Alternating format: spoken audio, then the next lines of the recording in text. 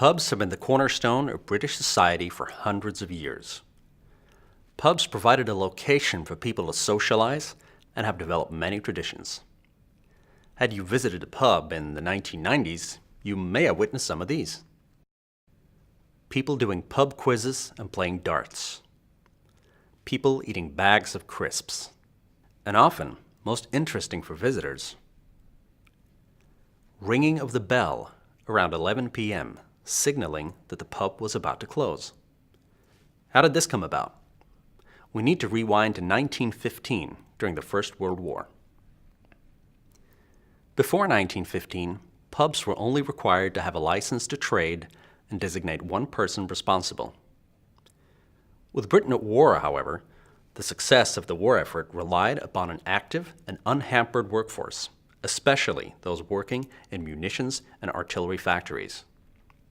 The government decided to minimize the risk of tired workers and potential loss in productivity.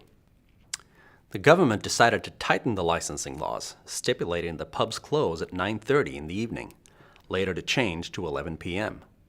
Ringing a bell was a clear signal to let everyone know that the pub was about to close and they needed to drink up. In 2003, however, there was a major shake-up in the licensing laws.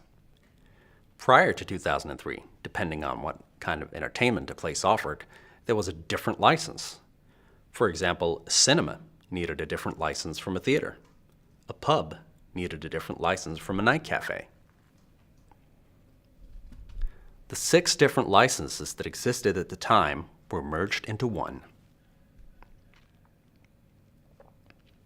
Additionally, every 3 years, the person responsible for the pub had to renew their license, which was valid for only one location. This period of validity was extended to 10 years, and also the licensee was able to transfer from one location to another without having to go through the hassle of re-registering. Having only one license, registering only once every 10 years, meant a considerable amount of red tape was swept away. Not only did it become easier to apply for and process applications, it became much easier and cheaper for venues to put on entertainment they might not normally have offered, such as music bands. Cutting down on needless paperwork was reckoned to save £1.97 billion over 10 years. One of the biggest effects, however, was the fact that 90 years after the 11 p.m. closing time was introduced, pubs and other entertainment establishments were able to decide when they would close and thereby offer more flexibility to their customers, especially in terms of opening hours.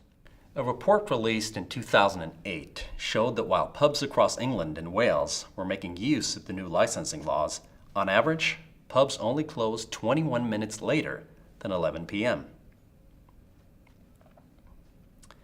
Some might say that there was an awful lot of paperwork involved in reducing the paperwork needed so people could leave a pub 21 minutes later. Others might not agree.